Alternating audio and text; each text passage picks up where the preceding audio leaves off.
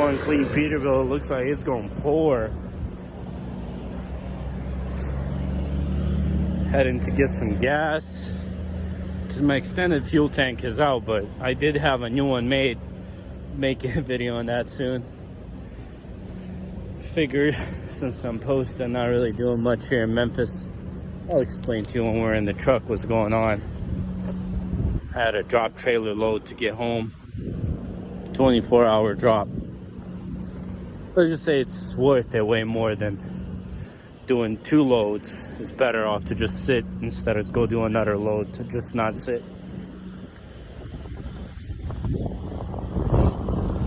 But yeah, let's go fuel up and catch you in the truck. Yeah, I don't think the timing could have been any better. It's about to start raining, and I just got inside. So basically, let's turn on a regular wide view. Basically, I'm here in Memphis, Tennessee. If you're familiar with the area, then you probably know what Loves I'm talking about. If it would stay. The Loves I'm talking about here in Memphis is, I'll tell you right now, I've been to this place before. This whole area is really sketchy. And last night, like, I was delivering to a company that I haven't been to before and I couldn't find it. And yeah, like, I slept on the street and I kept hearing things.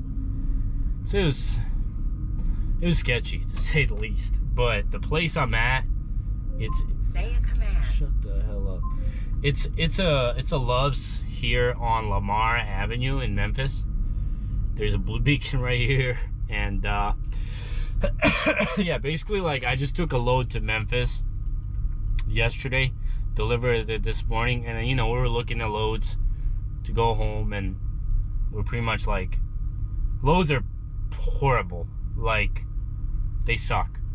Like, just to get you an idea, people always want to know the numbers and whatnot. Like, exiting out of Memphis, like, I didn't want to stay long on the road. I want to stay like 2-3 days max and go on the road, because Melissa's parents are going to be going back to Bosnia, and we have to finish up the apartment. So that's what we've been doing for a while now.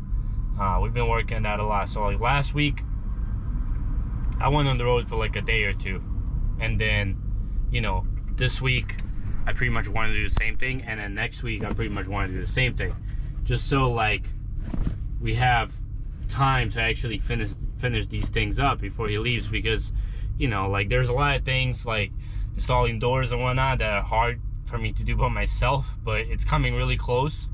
I think, you know, like Thursday, Friday excuse me, we're gonna be painting the place, and then tomorrow I have a guy that's coming into the tile. I had guys do tape and mud. Like, I ended up paying more people to do things that I can do myself, just because we're like short on time, and then we have a bunch of other things that we need to get done. So it is what it is. Like, I paid guys $1,800 to mud like 2.5 rooms, but like, it just, you know, it is what it is. And basically, like, I did this load here from St. Louis to Memphis, and then we're looking at loads out of here, like, you know, Ohio, Kentucky, whatever. They were like $3 tops, you know, and even out of their home, it's the same scenario.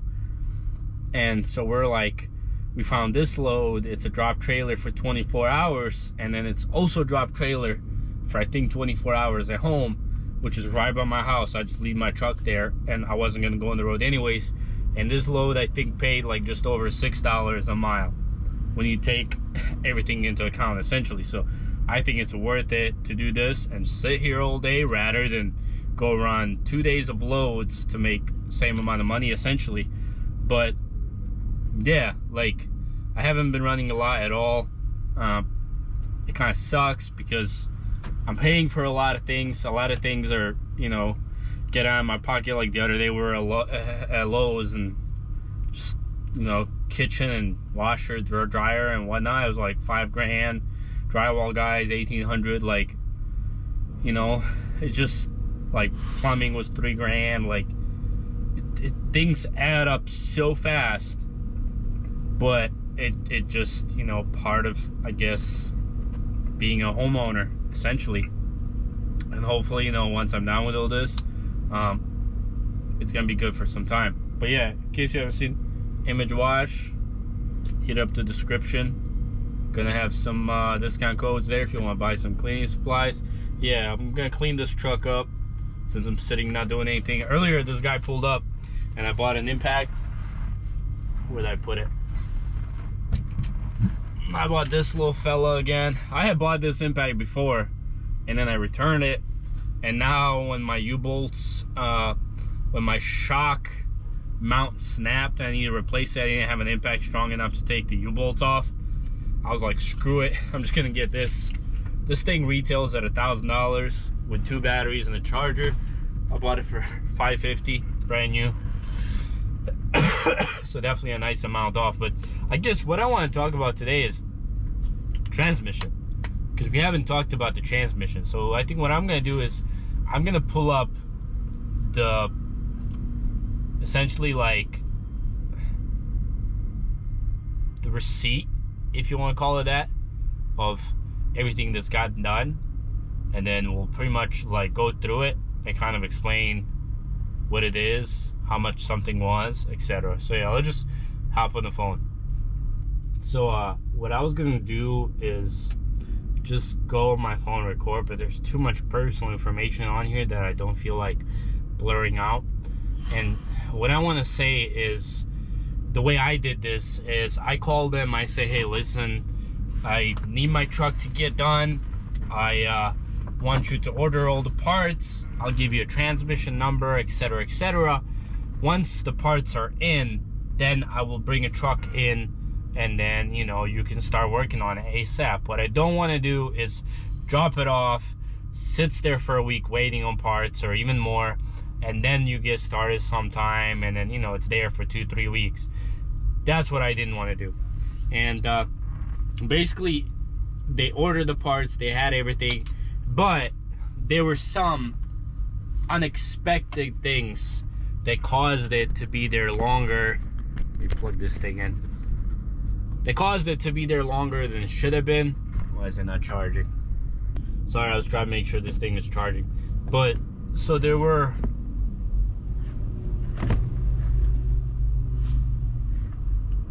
So like I was saying, there were some things on the transmission that was not expected, that caused it to be there longer than it should have been. Had everything worked out as planned, it probably would have been like a week or maybe like 5-6 days. But this way it was like week and a half, which, considering this is a dealer, is actually pretty darn good.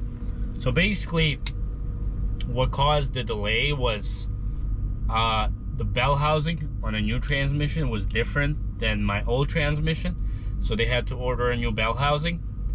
And also the, what do you call it, like yoke, drive shaft yoke that attaches to the transmission for drive shaft, that they couldn't get it off the old transmission, so they had to order a new one. So those two things. And what I want to emphasize is get an estimate before you take this thing in. So what happened with me is they gave me an estimate, and what's funny is there's 2 truck centers. There's, if you're familiar with St. Louis, there's one in St. Louis and there's one in Troy, Illinois, which they're so close that all the prices are usually pretty much the same. And it's also like a same company, pretty sure. But the funny thing is, the Troy gave me a quote for a transmission, which transmission they get, they're rebuilt by Weller.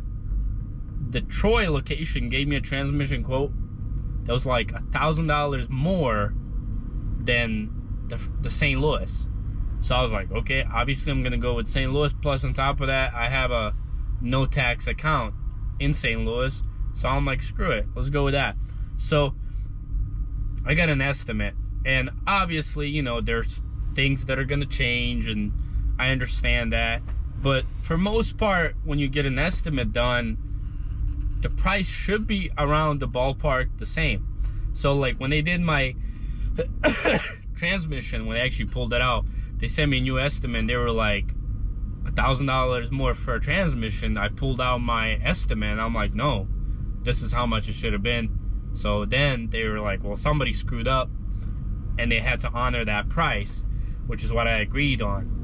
And basically few of those things like labor, etc., etc. So let's just jump into this estimate. So labor was $25.76.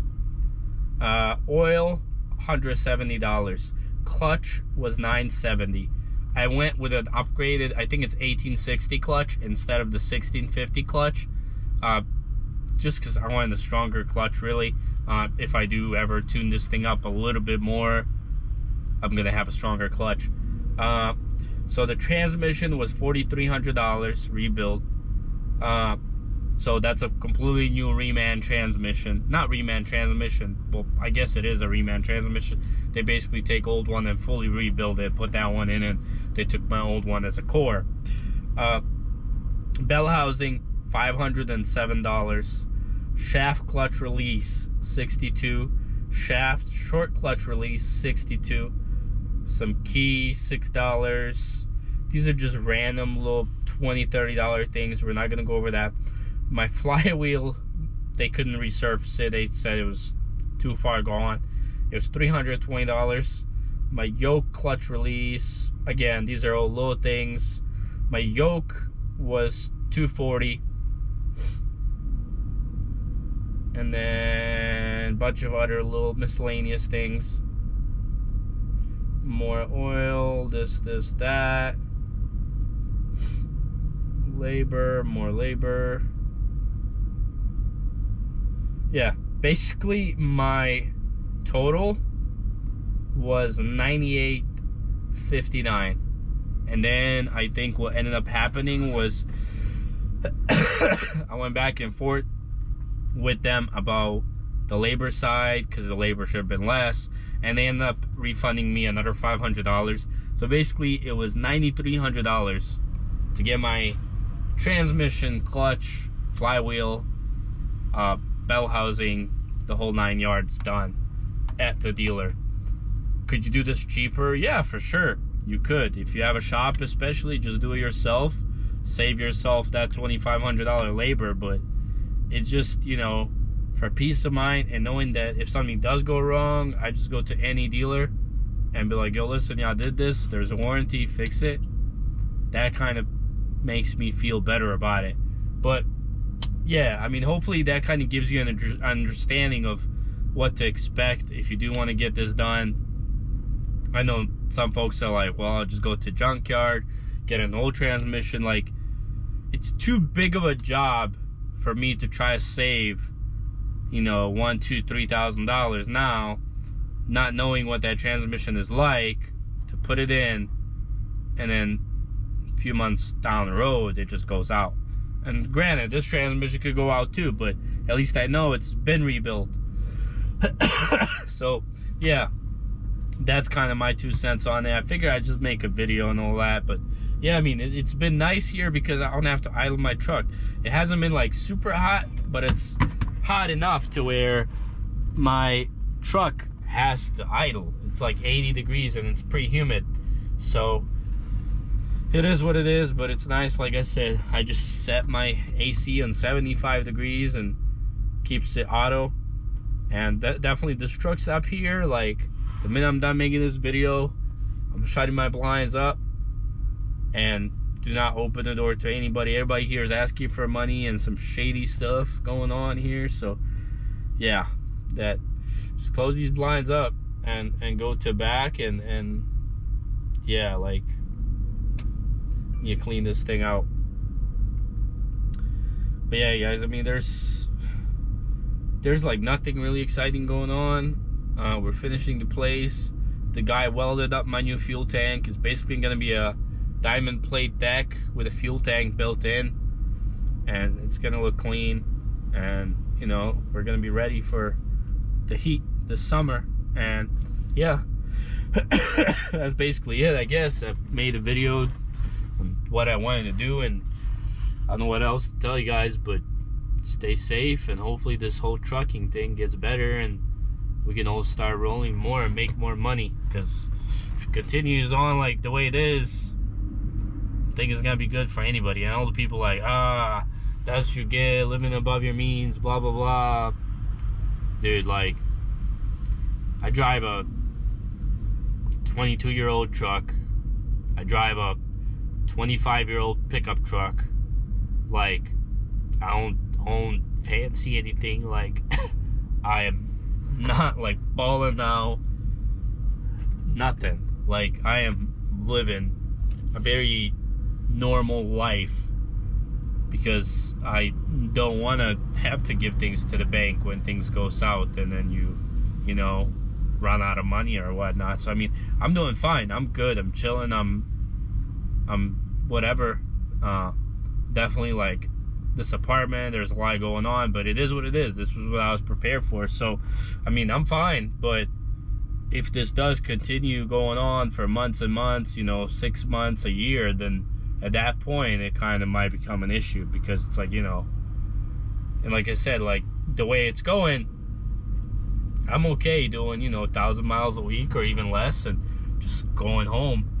But the problem with trucking is you might be okay this week, but what happens when your engine goes out and you have a $20,000-$30,000 repair, but you're making just above company driver money?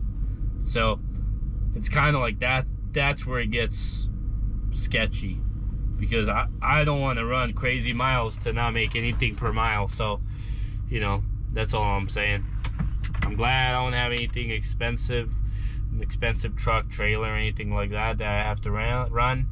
But at the same time, it would be nice if everything falls down so I can finally get a brand new trailer. And soon I got to do brakes all around. And yeah, I think that's going to do it for today's video. I'm just going to lay back and this cough's still at it. We'll catch you guys in the next one. Thanks for watching. Stay safe.